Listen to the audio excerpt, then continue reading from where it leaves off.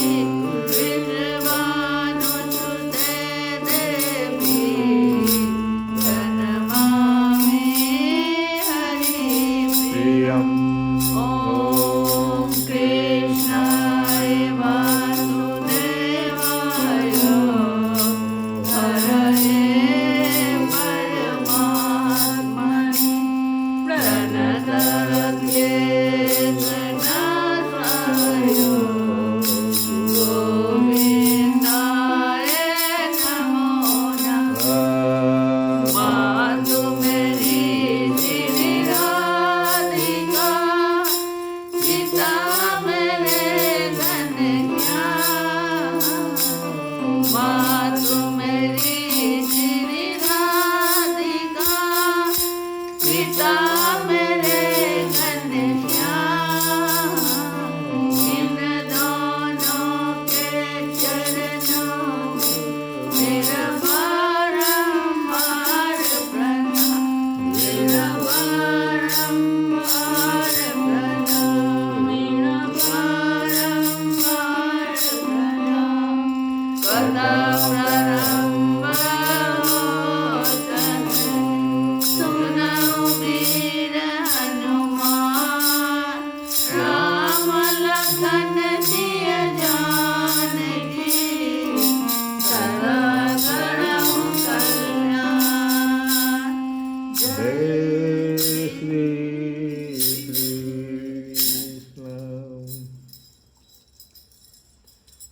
कथा सुन रहे हैं श्रीमद् भागवत से कि जो महामुनि समीक थे उनके पुत्र के शाप देने के कारण राजा परीक्षित जो है जब राजधानी में पहुँचे तो सूत जी इस कथा को सुना रहे हैं शौनकादि ऋषियों से कि राजधानी में पहुंचने पर राजा परीक्षित को अपने उस निंदनीय कर्म के लिए बड़ा पश्चाताप हुआ। वे अत्यंत उदास हो गए और सोचने लगे कि मैंने निरपराध एवं अपना तेज छिपाए हुए ब्राह्मण के साथ अनार्य पुरुषों के समान बड़ा नीच व्यवहार किया। यह बड़े खेद की बात है। अवश्य ही उन महात्मा के अपमान के फलस्वरूप शीघ्र से शीघ्र मुझ पर कोई घोर विपत्ति आवेगी। और राजा परीक्षित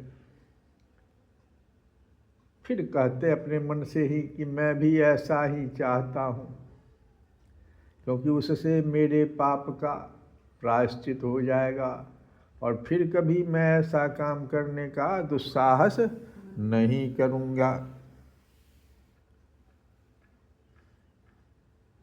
ब्राह्मणों की क्रोधाग्नि आज ही मेरे राज्य सेना और भरे पूरे खजाने को जलाकर खाक कर दे। अब देखो इतना तक दुखी हो गए जिससे फिर कभी मुझ दुष्ट की ब्राह्मण देवता और गौ के प्रति ऐसी पाप बुद्धि ना हो।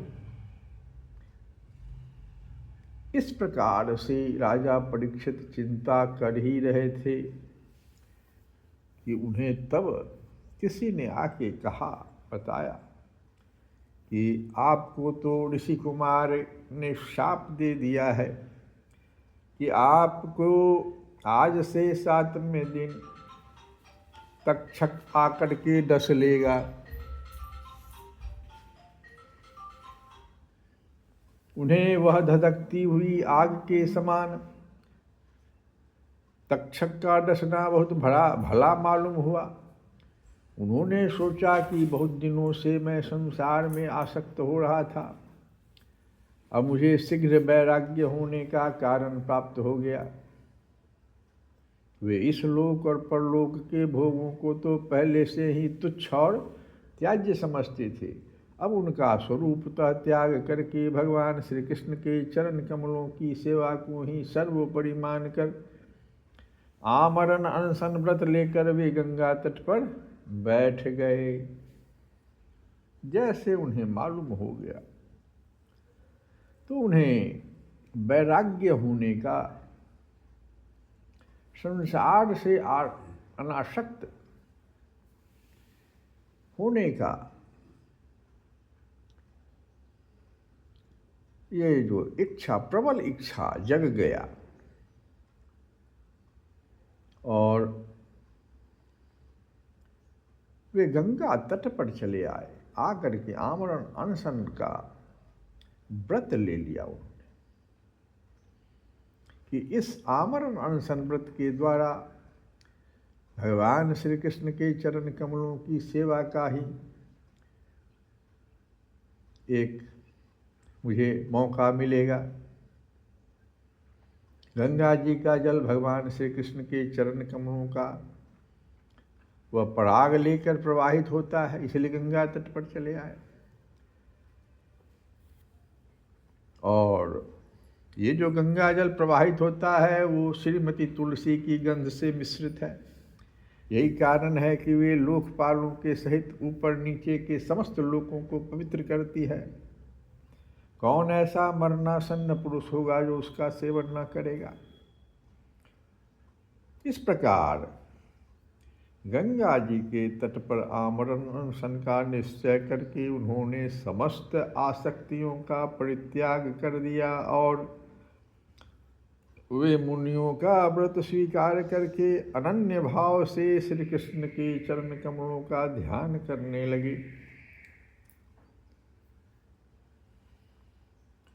जब राजा इस प्रकार से गंगा जी के तट पर चले आए और आमरण अनशन का जो निश्चय कर लिया था, तो जितने भी त्रिलोकी को पवित्र करने वाले बड़े बड़े ऋषि मुनि जो थे वहाँ पर, वो जैसे सुने वे अपने शिष्यों के साथ गंगा तट पर पधार गए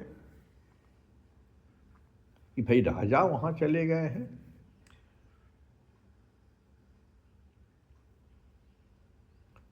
संत जन प्रायः तीर्थ यात्रा के बहाने स्वयं उन तीर्थ स्थानों को ही पवित्र करते हैं, और उस समय वहाँ पर अत्रि, कौन कौन से ऋषि देखो आए, बड़े बड़े ऋषि जिनका नाम हम लोग सुनते हैं, अत्रि, वशिष्ठ, च्यवन, शरद्वान, अरिष्टनेमि, भृगु, अंगिरा, पराशर, विश्वामित्र, परशुराम, उतथ्य, इंद्रप्रमद, इधमवाह, मेधातिथि, देवल, आर्षसेन, भारद्वाज, गौतम, पिप्पलाद, मैत्रेय और कवश, अगस्त्य, भगवान व्यास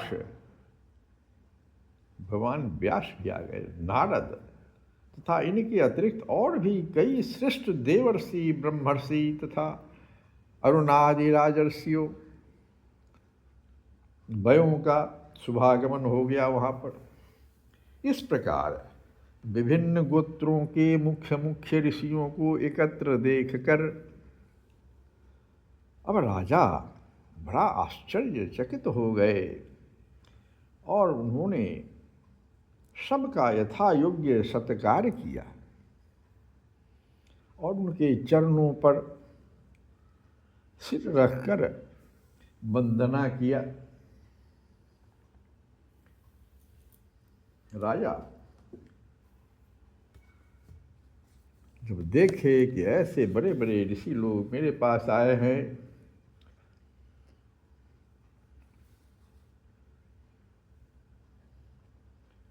मुझको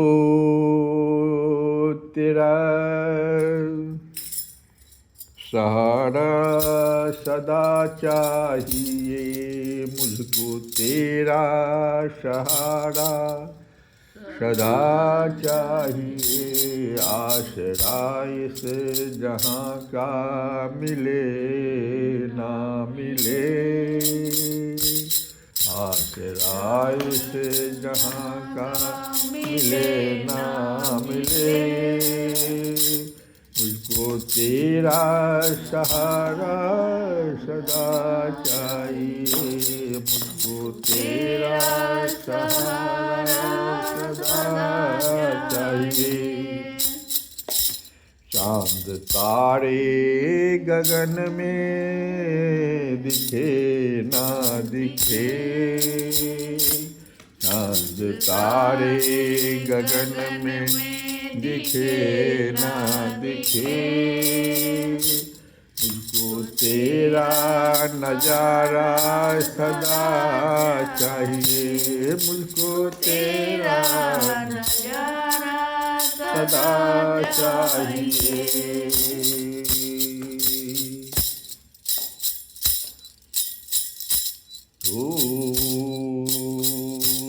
आप आए नहीं और सुबह हो गई, मेरी पूजा की थाली धरी रह गई।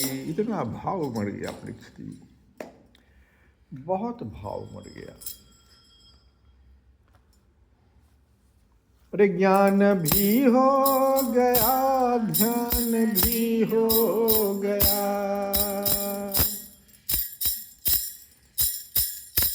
फिर भी दर्शन की आशा धरी ही रही, फिर भी दर्शन की आशा धरी ही रही। इतना होते हुए भी मैं समझ ना सका, कौन सी भावना में कमी रह गई, कौन सी भावना में कमी रह गई। दीन बंधु दया सिंधु कहलाते हो, दीन बंधु दया सिंधु कहलाते हो, करते दीनों में अब तुम दया क्यों नहीं, करते दीनों में अब तुम दया क्यों नहीं। हो तो अनाथों के ही हो नाथ तुम, क्या लगन में मेरे कोई कमी रह गई, क्या लगन में मेरे कोई कमी रह गई। आप आए नहीं, आप आए नहीं, और सुबह हो गई, मेरी पूजा की थाली धरी रह गई, मेरी पूजा की थाली